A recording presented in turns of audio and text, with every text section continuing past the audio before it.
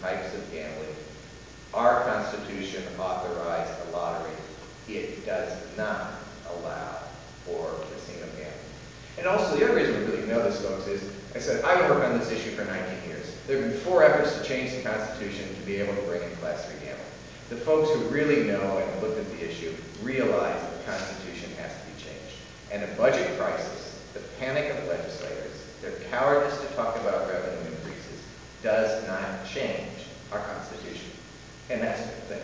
The Ohio Constitution also requires that all proceeds, as Tom Smith was indicating, from gambling activities run by the Ohio Lottery must be used exclusively for public education. And Tom's already, I think, explained a lot of where this is, where this current proposal doesn't meet that. But I would just mention a couple of things to reemphasize.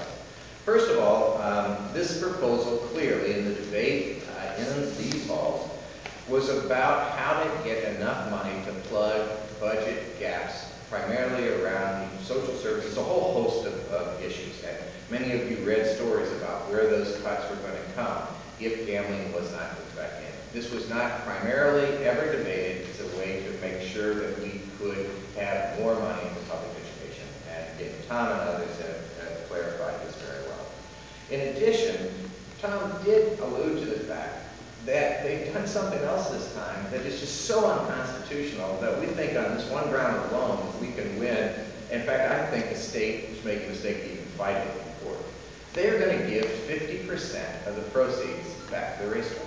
The Constitution is clear. 100% of the proceeds have to go to public education.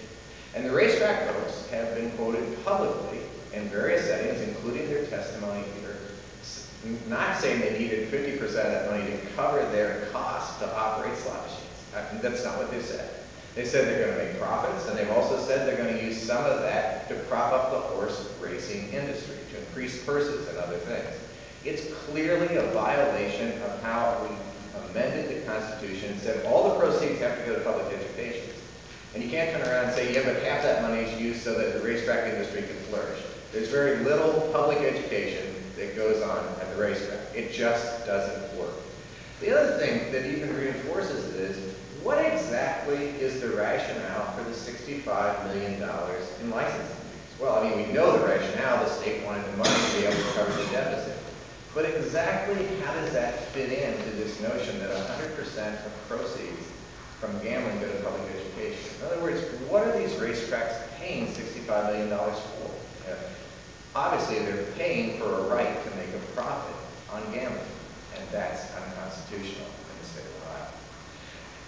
Beyond taking this to court, we plan to win this as a debate in the public forum. We are ultimately a democracy, and in a democracy, we are a republic, and the folks who voted in these halls had a right to do so. But in a democracy, 72 folks will never be able to veto the will of 3.3 million folks. And so we're going to simply do what we do best, what we've done well for 2 decades. We will mobilize thousands of Ohioans who have voted 4 times already in slot machines, and we will engage these citizens in a grassroots campaign to block the installation of slot machines at racetracks. We will educate our church members and other citizens about the political cowardice and the narrow self-interest that led current elected officials to sacrifice the well-being of Ohio families to predatory gambling. We will demand that the Ohio General Assembly and the governor enact additional sources of revenue to adequately care for the well-being of the citizens of Ohio in this new biennium budget without slot machines. The bishops of the United Methodist Church, for example, are already on record and saying what we simply need to do is take a look at the true needs for revenue and then adjust the rates of the graduated income tax so that we can raise the money. It's one proposal. Others are talking about sales tax, but it's time to have the public debate on appropriate sources of revenue. To bring in slot machines means we will take if they get what they want, they won't. But it would take $2 billion out of the pockets of Ohio citizens, primarily working class and low-income folks, so that $933 million could come back into the state coffers. It's the ultimate regressive tax, and it's just really bad math. The legislature has an unfunded mandate for the county and the municipalities where I live to cover all of the added costs. Never before has anyone proposed slot machines or casinos without admitting that there are millions, tens of millions of dollars of additional costs that local governments must bear as soon as casinos or slot machines open. Just look at the proposal that was put forth last fall. There was a promise of millions of dollars for Wilmington and Clinton County. Why? Because they were going to pay all these enormous extra costs, police protection. The fact that national studies, including the national impact studies, say that when you bring in slot machines or a casino, it's like having the epicenter of an earthquake. And the damage done to families and communities is greatest immediately around the location, and then it ripples out, just like the effect of an earthquake.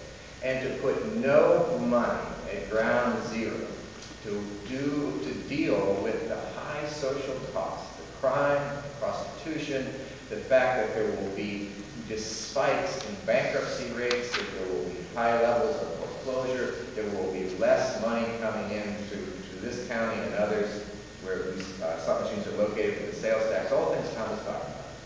We will be talking with our county commissioners, with the leaders of our municipalities, saying this is wrong, don't allow this. We will do everything possible to heighten the public debate until the governor and the General Assembly do what they should have done to begin with. They're supposed to lead, they are not supposed to count.